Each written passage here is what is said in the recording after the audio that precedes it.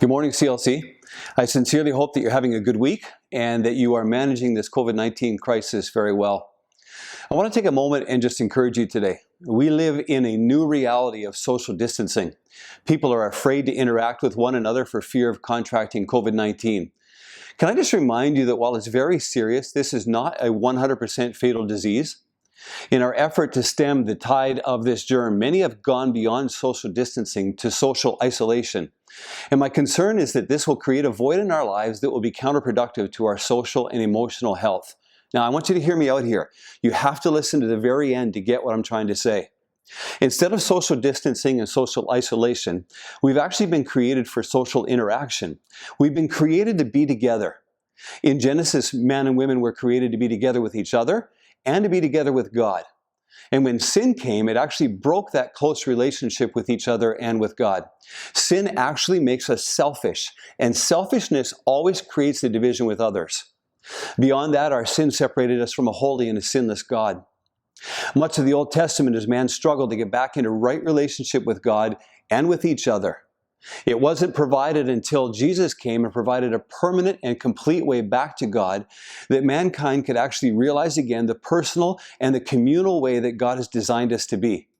And then on the day of Pentecost, it says that the believers met together in the upper room and they waited for it, together. And they were waiting for the promise of the Father, the Holy Spirit. When that promise came, Peter preached to the crowds that day and many came to faith in God. It was at this point that the early church was birthed, and I want you to listen to the dynamics of this early church from Acts chapter 2, verse 42 to 47. Listen to what it says. All the believers devoted themselves to the apostles' teaching, and to fellowship, and to sharing in meals, including the Lord's Supper, and to prayer. A deep sense of awe came over them all, and the apostles performed many miraculous signs and wonders. And all the believers met together in one place and shared everything that they had. They sold their property and possessions, and they shared the money with those in need. They worshiped together at the temple each day. They met in homes for the Lord's Supper, and they shared their meals with great joy and generosity, all the while praising God and enjoying the goodwill of the people. And each day the Lord had added to their fellowship those who were being saved. Did you notice how much they actually did together? God restored that innate need for interaction and community at such a deep level. So what am I trying to say? I'm trying to say that social interaction is a need within each of us.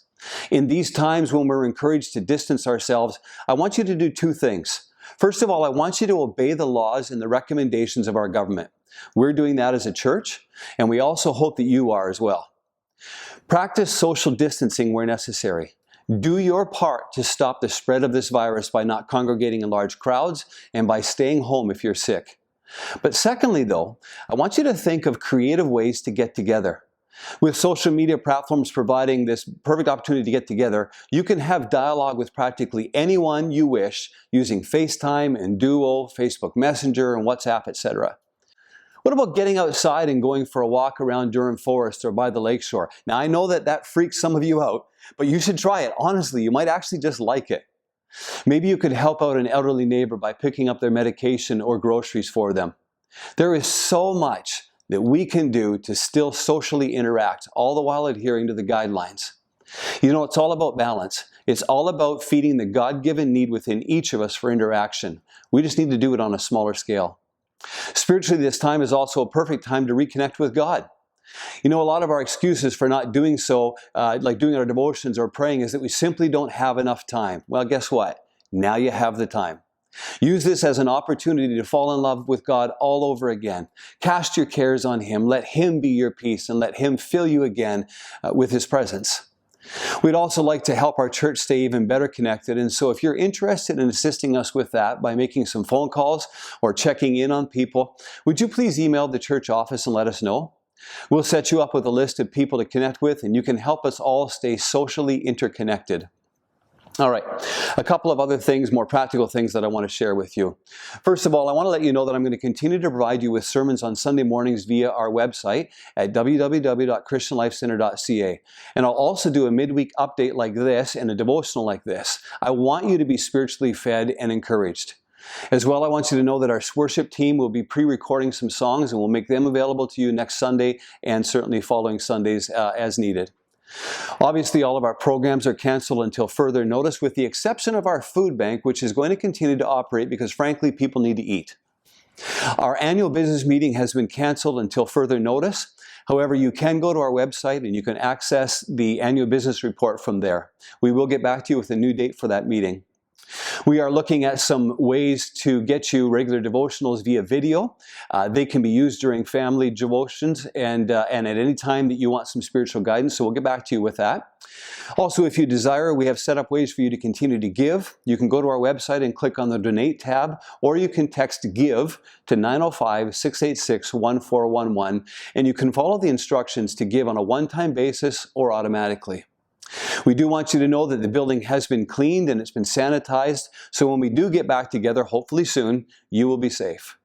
Please continue to keep checking on our social media, our website, and checking your emails for further updates.